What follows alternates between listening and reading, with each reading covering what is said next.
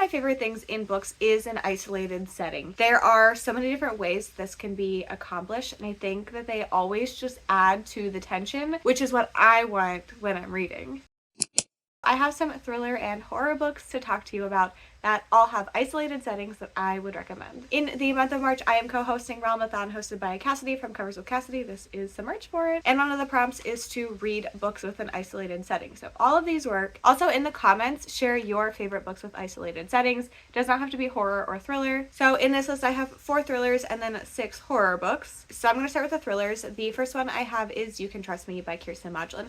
The isolation in this is a cruise. We are following 3 characters. May is the connecting character, and then her husband and her best friend. And usually her family goes on this annual beach trip, but there was a family situation that led to her husband and her friend deciding to take a cruise instead. And then May goes missing. So we are following her husband and her best friend trying to figure out what happened to her. They both are suspicious of each other and also the mysterious stranger that is on the cruise with them that May clearly recognized when they got there.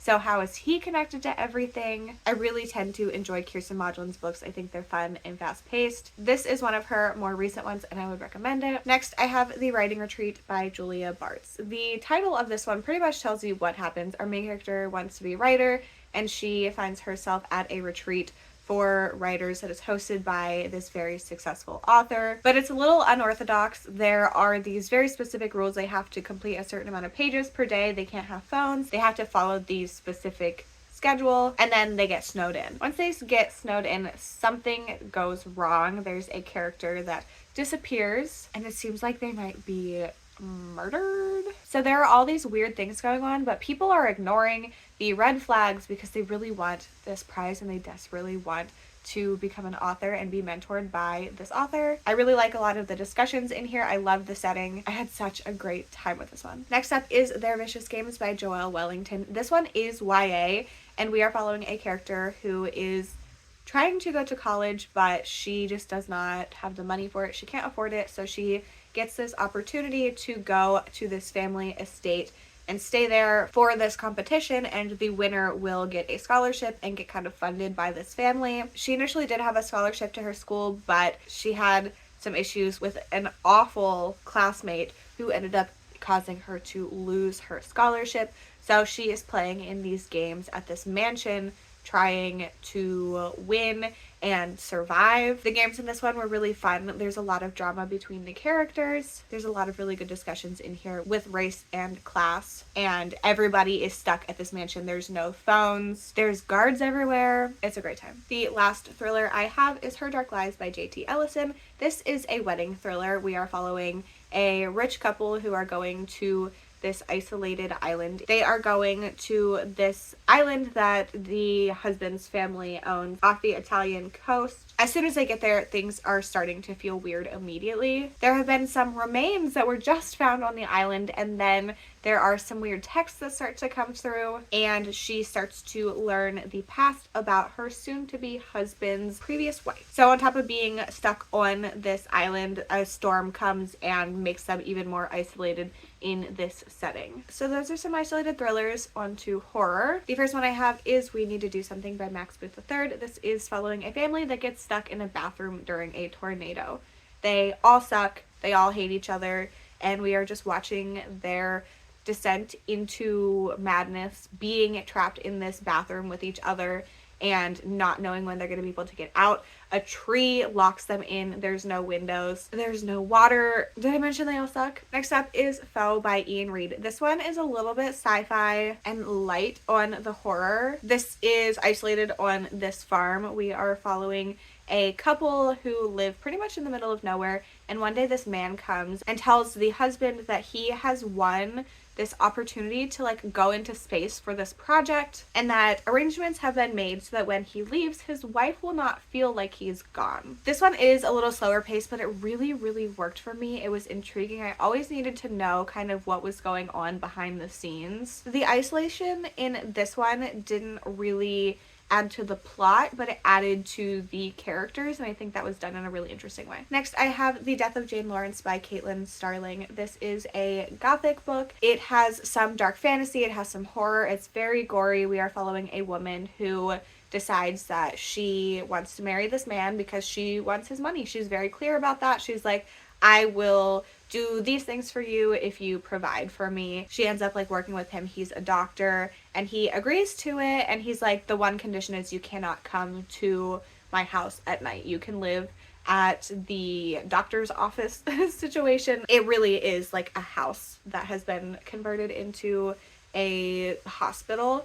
And she agrees, but then she finds herself stranded at this house that she's not supposed to go to in the middle of the night. And then ghosts start to show up. This one is very unexplained. I don't know what happened at the end of this. I kind of want to reread this. There's a storm that is keeping her in this house, and we are watching her learn about the past of this house and how things have ended up how they are now. Very gothic, very creepy, and I really enjoyed this one. Next up is From Below by Darcy Coates. The isolation in this is water. We are following a documentary crew underwater going to explore this Titanic kind of ship. The boat disappeared without a trace and now it has been found, and a documentary is being made about it. It is very much off its course. It should not be in this location. This one feels very claustrophobic. There's moments where you don't know if they're going to run out of oxygen. There's moments where like you don't know what is in this abandoned ship. It's very creepy. Darcy Coates does atmosphere so well.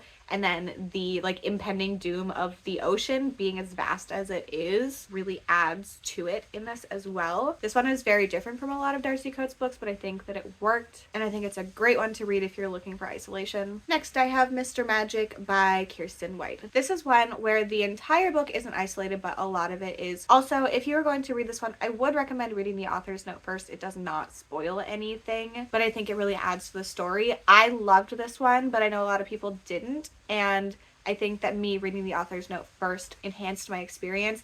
I don't think that that should have to be the case, and I think that I would have enjoyed this one anyway, but if you want to have the best chance of enjoying this one, I would read the author's note first. So this one is following a woman who, before a certain point in her life, she doesn't remember anything, and her father has just passed away, and at the funeral, there are these people that talk to her like they know her, and very quickly she realizes that she used to be on a children's TV show that she has no memories of. Her father never talked about it, and it was just her and her father. She finds out she has a mother and a sister, and they're like, hey, we're going to where we filmed the show, Mr. Magic. And she's like, well, I want to come with you. So she decides to go, and they filmed in this very remote, large, like creepy mansion in the middle of nowhere. She doesn't have a car. There's no real way for her to leave. Nobody knows who is running this podcast, who's behind everything, and seeing everybody trapped in this building and trying to get answers is just very stressful. This one is weird. It's weird, it's unexplained, but I really enjoyed it. And then finally I have Dead 11 by Jimmy Giuliano.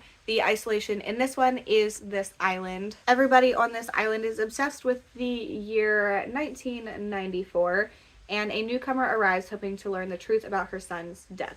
So it is Clifford Island, and we are following Willow, and her son has just died, and she finds the words Clifford Island written on the floor of her son's room. She has never heard of it before, but she decides to go there and investigate, and then she ends up going missing. So then her brother goes to investigate, find out what happened to both of them. He gets there, and things are so weird. Like every night people are watching the O.J. Simpson like car chase, and there's just this weird routine that is happening. This one is so creepy, and you never really know what's going on. This has one of my favorite first chapters I have ever read. It's weird. It's so strange. I read the first chapter with the audiobook and immediately went and got a physical copy because I need it. So our main character very quickly finds out that he's probably in danger as well because this island is not what he expected. So here are some of my favorite isolation books. I love how many different kinds of isolation there can be. Some of them being so small as just being in a bathroom and some of them being an entire island. But isolation just really adds to the vibes of the books. It's one of my favorite things. Just a reminder about Realmathon, everything for that is linked in the description. If you're looking for more isolation recs, I did a video about a year ago with some more horror ones. I believe there are 8 on the list and there are no repeats. Let me know your favorite books with isolation in the comments. If you've made it to the end and want to leave me an emoji to say you were here, you can leave me any sort of old technology for Dead 11 and Mr. Magic, so any sort of TV or VHS, cassette, even CDs at this point. Leave me one of those emojis in the comments. I hope you got some great recommendations, and I will see you soon. Bye!